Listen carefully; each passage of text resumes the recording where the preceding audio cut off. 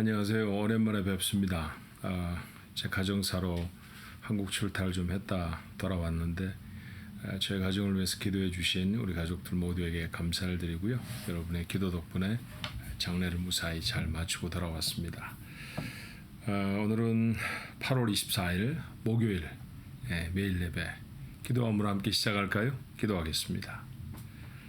은혜가 많으신 하나님, 오늘도 새날을 주셔서 감사합니다. 어떤 순간 어떤 곳에 있든지 하나님을 바라보며 살아가는 저희들 되어지게 도와주옵소서.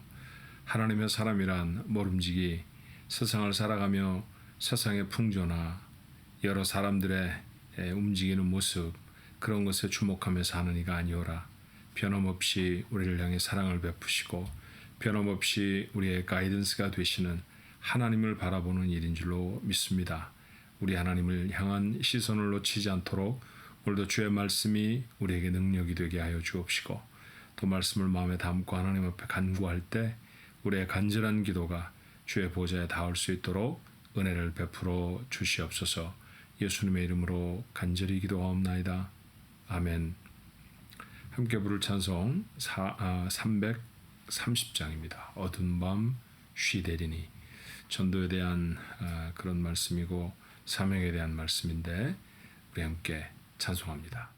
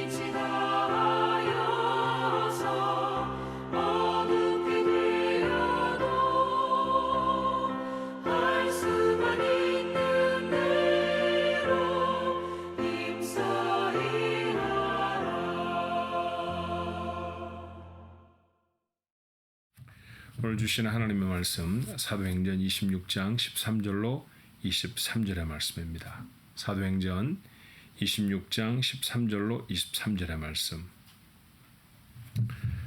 저를 따라서 우리 다 같이 한 목소리로 읽어볼까요? 왕이여, 정오가 되어 길에서 보니 하늘로부터 해보다 더 밝은 빛이 나와 내 동행들을 둘러 비추는지라. 우리가 다 땅에 엎드러짐에 내가 소리를 들으니 히브리 말로 이르되 사울아 사울아 내가 어찌하여 나를 박해하느냐. 가시체를 뒷발질하기가 내게 고생이니라. 내가 대답하되 주님 누구시니이까. 주께서 이르시되 나는 내가 박해하는 예수라. 일어나 너의 발로 서라. 내가 내게 나타난 것은 곧 내가 나를 본 일과 장차 내가 내게 나타날 일에 너로 종과 증인을 삼으려 함이니 이스라엘과 이방인들에게서 내가 너를 구원하여 그들에게 보내어 그 눈을 뜨게 하여 어둠에서 빛으로 사탄의 권세에서 하나님께로 돌아오게 하고 죄 사함과 나를 믿어 거룩하게 된 무리 가운데서 기업을 얻게 하리라 하더이다.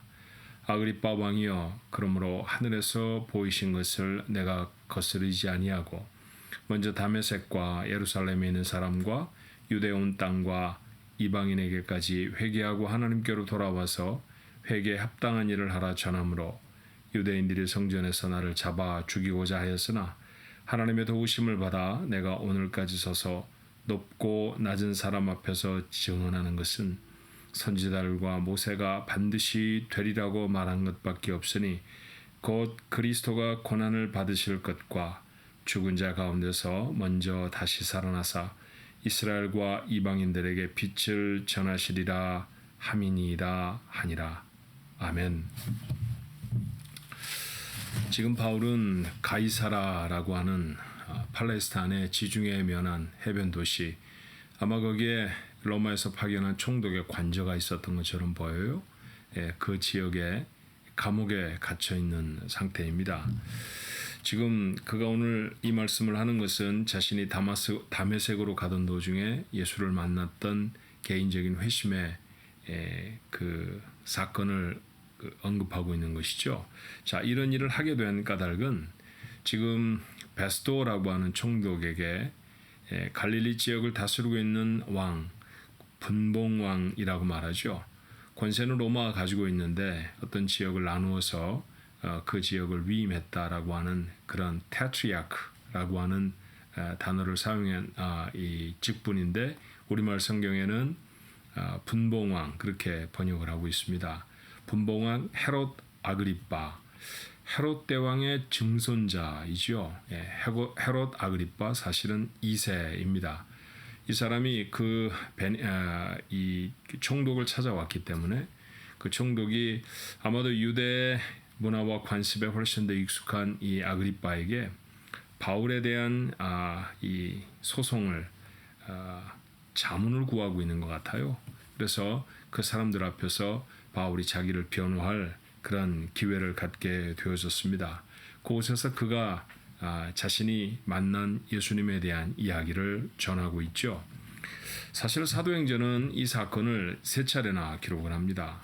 사도행전 한 권의 책에 같은 사건이 3번이나 기록되어 있는 것은 조금 의미심장하다 그렇게 보여져요. 첫 번째 기록은 사도행전 9장에 나타난 사건인데 그건 곧 그대로 사도 바울이 사도가 되기 전에 사울로 다마스커스에 있었던 그리스도인들을 박해하기 위해 달려가던 중에 길에서 예수를 만나고 그리고 그의 삶이 변화되는 과정을 기록하는 말씀이 바로 사도행전 9장의 말씀입니다. 두 번째 기록은 사도행전 22장의 말씀인데요. 그가 지금 예루살렘으로 돌아와서 예루살렘 성전에서 체포를 당하죠. 체포했던 사람들 앞에 자신이 무엇 때문에 이와 같은 일들을 하고 있는지를 설명하기 위해서 그는 그의 변화의 가장 중요한 사건이었던 예수님을 만난 사건을 다시 한번 언급하고 있어요. 그 내용을 사도행전 22장이 기록하고 있고 오늘 본문 사도행전 26장의 말씀은 그렇게 체포된 바울이 예루살렘에서 이제 사람들이 그를 살해하려고 하는 위험이 있다라고 하는 첩보를 듣게 되었고 총독이 그를 보호하기 위해서 자기가 집무하는 곳 가이사라로 그를 옮겨서 가두어 두었죠. 총독은 사실은 베스도에서부터 다른 이 베스도라고 하는 이 총독으로 펠릭스에서부터 바뀌어져 있는 상태입니다.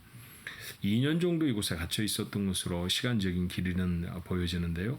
자, 그곳에 갇혀 있을 때 말씀드렸던 것처럼 가이사라의 이 갈릴리의 분봉왕이었던 아그리빠와 그 다음에 총독이었던 베스도 앞에서 자신이 가르치는 것에 대한 변증을 할 기회를 얻었던 바울이 자신의 회심의 가장 중요한 동기가 되어졌던 예수를 만난 사건을 다시 말하고 있어요. 유명한 말 하나 좀 정리하고 가야 할 것 같은데 14절에 있는 말씀을 보니까 그렇게 다마스커스로 가던 노중에서 만난 예수님이 사울에게 하셨던 말씀이 가시체를 뒷발질하기가 내게 고생이니라 하고 하는 말씀을 하셨다고 기록되어 있습니다. 14절의 말씀이죠. 이 가시체가 무엇인가, 가신가 뭐 이런 그 뜻을 새기는 분들이 많이 계신데, 물론 가시가 박힌 것일 수도 있겠습니다만 보통 짐승을 몰 때 사용하는 막대기 정도로 생각하시면 쉬울 것 같아요. 자, 밭을 갈거나 하는 그런 소를 뒤에서 방향을 잡거나 아니면 게으르게 움직이지 않으려고 하면은 재촉하기 위해서 그를 때리는 그런 용도로 사용되던 것이 바로 이 가시체라고 하는 몽둥이, 막대기, 그렇게 보면 되겠죠. 가시체를 뒷발질하기가 내게 고생이라 무슨 뜻일까요? 짐승이 주인에게 엉덩이를 이렇게 가시체로 맞게 되면, 이 막대기로 맞게 되면 어떤 짐승은 앞으로 나아가는 짐승도 있었습니다만 어떤 짐승들은 뒷발질을 하면서 되려 반항하는 경우가 있죠. 여러분, 그런 경우에는 주인이 그 짐승을 놓아줄까요?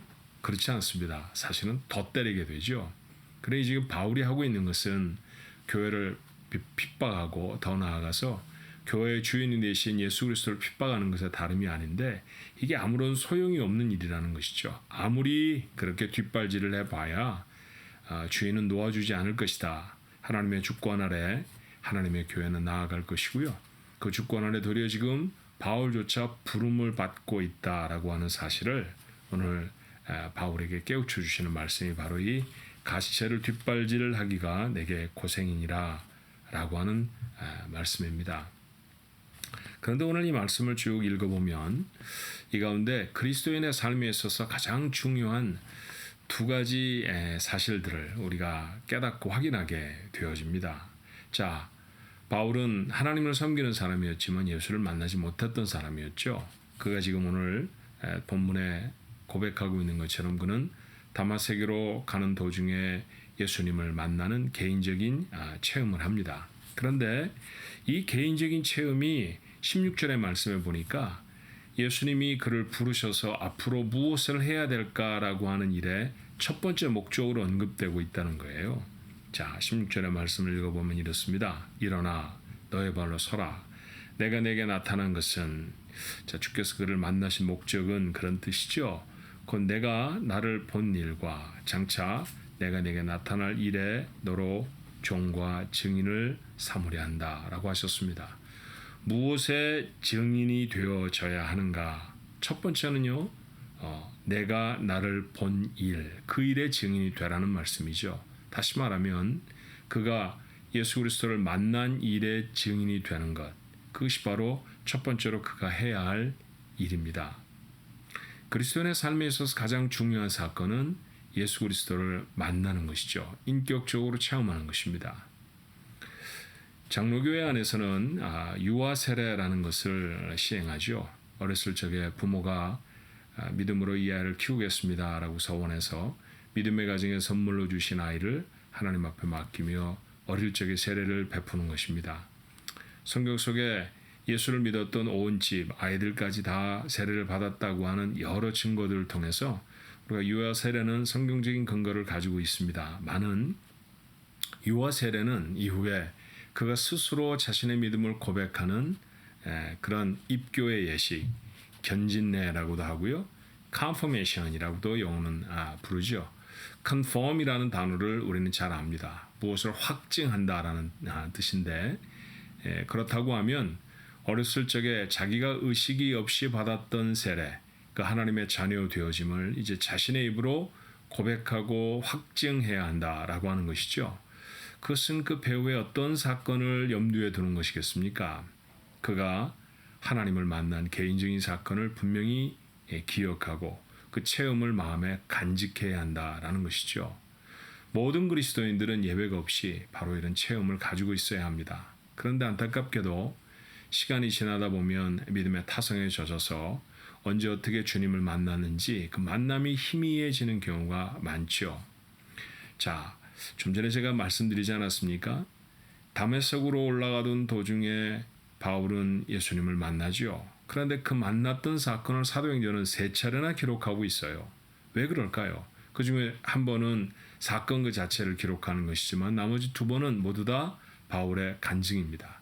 바울은 간증을 할 때 다른 것을 간증하지 않아요.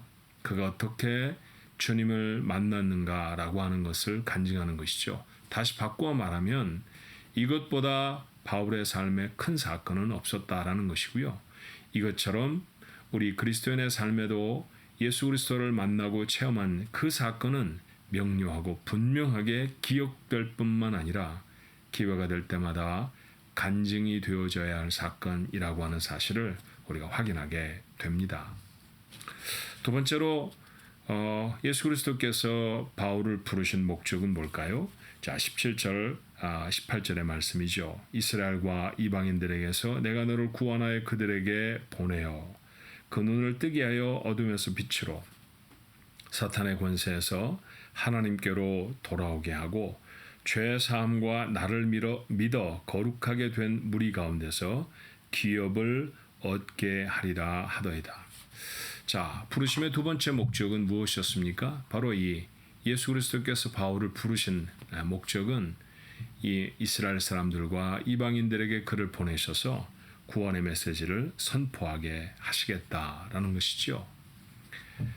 인생을 살아가면서 보면 어떤 사람은 열정적으로 사는 사람이 있습니다. 나이나 상황과 상관없이 말이죠. 연세가 많거나 경제적으로 어렵거나 심지어 병이 들었거나 그의 삶을 열정적으로 살아내는 사람들이 있죠. 그렇지만 또 어떤 사람들은 별로 걱정거리도 없고 모든 것이 다 순조롭게 잘 되어지는 것 같은데 그런데 매일매일의 삶을 나른하게 살아가는 그저 그렇고 그런 삶으로 지루하게 살아가는 사람들이 있습니다. 여러분들이 그런 사람들을 보시겠습니다만 오늘 매일 예배를 하는 우리들 마음을 한번 돌아볼까요? 나는 과연 어떤 사람으로 인생을 살아가는 것일까? 정말 열정적으로 주어진 시간들을 살아가는 사람인가? 아니면 그저 오늘이 내일 같고 내일은 또 오늘 같은 삶으로 그저 그렇고 그런 삶을 매일매일 반복하며 살아가는 삶인가? 돌아볼 수 있어야 합니다. 무엇이 이렇게 열정적인 삶을 이루어낼까요? 바울은 열정적인 삶을 살았습니다. 까닭이 무엇이었습니까? 오늘 본문에 있는 말씀처럼 그에게는 두 가지 사실이 분명했던 것이죠. 그 첫 번째는 예수 그리스도가 어떻게 자신을 만나 주셨는지에 대한 분명한 기억이 늘 그의 마음속에 있었습니다. 두 번째는 왜 예수님이 그를 부르셔서 하나님 앞에 세우셨는지에 대한 소명의식이 그에게는 한 번도 흐트러진 적이 없었습니다. 그는 지금 갇혀있는 사람이죠. 자유가 박탈당한 채 있습니다. 물론 예루살렘의 감옥에서보다야 조금 더 자유스러울 수 있었을 것이고 친밀한 사람들과도 만남이 허락되어졌던 것처럼 보입니다만 어떻든 갇혀있는 사람입니다. 재판을 기다리고 있고 재판의 유무에 따라서 그 결과에 따라서 사형을 받을 수도 있고 아니면 정말 몇 년쯤 형을 받아 감옥에 갇힐 수 있는 그런 상황이죠. 재판을 앞두고 있는 사람들의 마음이 얼마나 불안하겠어요? 그런데 오늘 그런 기회가 주어졌을 때 다시 서서 그가 어떻게 주님을 만났는지에 대해 간증합니다. 그리고 그에게 허락하신 사명을 오늘 이 베스도 총독과 아그리빠 왕 앞에 다시 변증하며 저들에게 복음의 빛을 비추는 일을 감당하고 있죠. 자, 그곳에는 화려한 왕복을 입은 왕도 있었고요. 그리고 유대의 전권을 가지고 있는 총독도 있었습니다. 그리고 지금 갇혀있는 사람, 아마도 그들의 자리, 앉아있는 자리보다는 좀 낮은 곳에 그는 아마 서 있었을지 모르죠. 팔다리가 묶였을까요? 아마 그랬을지도 모릅니다. 겉으로 보는 장면은 분명히 바울이 가장 연약하고 부족한 사람처럼 보이지만 오늘 본문에 나타난 행동을 보면 누가 가장 힘있고 능력 있어 보입니까? 바로 바울입니다. 아무리 묶여 있었다 할지라도 사명에 붙들려 살아가는 사람은 이와 같은 열정으로 살아갈 수 있는 것이죠. 여러분은 어떤 열정에 붙잡혀 사십니까? 세상의 사람들은 이 땅을 살아가며 유한한 물질 하나를 얻기 위해서도 정말 열정적으로 노력하며 애쓰는 경우를 많이 보게 됩니다. 오르고 나면 다시 내려와야 하는 그런 권력의 정점에 오르기 위해서 자신의 모든 것들을 다 걸고 열심히 움직이는 사람들을 우리는 텔레비전 뉴스 채널만 틀면 얼마든지 쉽게 만나고 볼 수 있지 않습니까? 그에 비해 복음은 얼마나 무한한 것인가요? 사도 바울의 사건은 2000년 전의 사건입니다. 그렇지만 그 사건은 지금도 현재 진행형이죠. 이와 같은 생명력 있는 사건이 이 세상에 또 있겠습니까? 그 사건 앞에 우리가 불려워져 왔다라고 하는 사실을 여러분은 아십니까? 이런 사명이 우리 마음에 불탈 때 내가 나의 생애가 다 하는 날까지 하나님이 나를 부르신 그 부르심을 위하여 살아가리라 라고 하는 다짐이 우리에게 있을 때 우리는 누구보다도 열정적으로 살아가는 사람이 되어질 것입니다. 환경과 처지를 초월하는 초인적인 인생을 살아가는 능력의 사람, 바로 그가 어떻게 주님을 만났는지에 대한 그 만남에 대한 그 구원과 회심에 대한 기억이 분명한 사람이고요. 그를 부르신 하나님의 목적을 분명하게 마음에 담은 사람의 삶입니다. 오늘 이 아침에 말씀을 나누는 여러분과 제가 이런 인생의 사람이 되었으면 참 좋겠습니다. 힘있고 능력있게 오늘 하루를 살아내는 여러분 모두가 되시기를 주님의 이름으로 축원합니다. 기도할까요? 은혜가 많으신 하나님, 주신 시간은 늘 축복의 시간인데 어떤 때에는 그 시간을 지나는 것이 그저 아무렇지도 않게 그저 평범하고 일상적인 것처럼 그렇게 흘러가는 경우가 얼마나 많은지 모릅니다. 어떻게 하면 갇혀서도 자신의 삶에 있어서 어려움과 고난이 닥쳤을 때에도 이 바울처럼 능력 있고 열정적인 인생을 살아갈 수 있을까요? 구원의 확신을 가진 사람입니다. 우리는 주님은 어떻게 만났습니까? 어떤 때 주님이 우리를 붙잡으신 그 놀라운 은혜의 사건들을 기억하고 있습니까? 어떤 이는 중고등학교를 다니며 수련회 시간에 주님을 만날 수도 있고, 어떤 사람은 어떤 집회의 자리에서 하나님의 말씀 한 자락이 가슴속에 담겼던 그런 기억을 가질 수도 있습니다. 그런데 이런저런 모양으로 살아가며 그 귀하고 소중한 기억을 잊어버리진 않았습니까? 오늘 새롭게 하여 주시옵소서. 이 사실을 우리가 기회가 될 때마다 우리의 주변의 사람들에게 간증할 수 있게 하시되, 특별히 우리의 자녀들에게 내가 어떻게 주님을 만났는지를 간증할 수 있는 부모가 될 수 있도록 주님 도와 주시옵시고, 내 곁에 세우신 사랑하는 사람들과 함께 이 놀라운 사건을 나눌 수 있도록 역사해 주시옵소서. 그저 구원받는 것으로만 우리를 부르신 것이 아니라 그 구원의 놀라운 사건에 하나님은 우리를 동역자로 부르셨습니다. 하나님, 우리는 어떤 사명을 가지고 살아갑니까? 모두가 다 다른 종류의 사명을 가졌을 줄로 압니다. 바울처럼 세계 곳곳을 다니며 복음을 전하는 사명은 아니라 할지라도 나의 삶의 자리에서 하나님이 내게 허락하신 사명이 무엇인지를 깨닫는 자, 그리고 그 사명을 위해 사는 자, 그가 아버지 하나님 자신에게 주어진 삶을 열정적으로 살아갈 줄로 믿습니다. 돈이 아무리 많아도 아무리 건강해도 열정을 놓쳐버리면 아무렇지도 않은 인생을 살아갈 수밖에 없는 것이온데, 하나님 저희들에게 상황을 초월할 수 있도록 저희들에게 허락하신 사명이 분명해지는 귀한 아침, 또 그런 귀한 하루가 되어지도록 도와주옵소서. 오늘 한 날만이 아니라 올해 남은 생애 동안 주님과의 만남을, 또 주님이 내게 주신 귀한 사명을 늘 기억하며 그 일을 세상에 선포하고 간증하는 힘있는 그리스도인의 삶을 살아가도록 우리 가족들을 붙들어 주시옵소서. 예수님의 이름으로 간절히 기도하옵나이다. 아멘.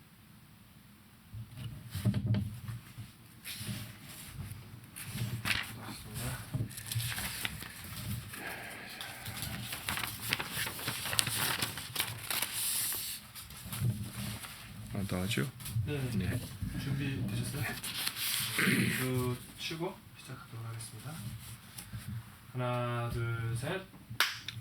평안하셨습니까? 매일매일의 삶에 하나님의 은혜가 여러분과 함께 하시기를 주님의 이름으로 축원합니다. 오늘은 8월 25일 금요일입니다. 금요일에 우리가 매일 예배로 하나님 앞에 나아갑니다. 주의 주시는 말씀이 우리의 삶의 표대가 되기를 바랍니다. 기도함으로 시작할까요? 은혜와 사랑이 많으신 하나님 앞에 다시 섭니다.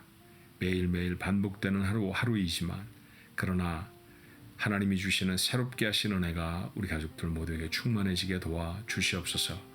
어떤 이는 오늘 감당해야 될 여러 가지 일들로 고민하며 또 마음속에 생각과 계획으로 분주할지 모릅니다.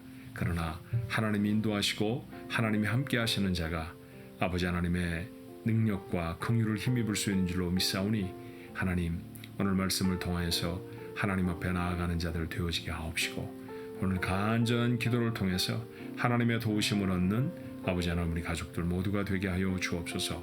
오늘 이 매일 예배에 참여하는 주의 사람들마다 하나님이 허락하시는 새롭게 하시는 은혜가 충만히 임할 수 있도록 복을 주시옵소서.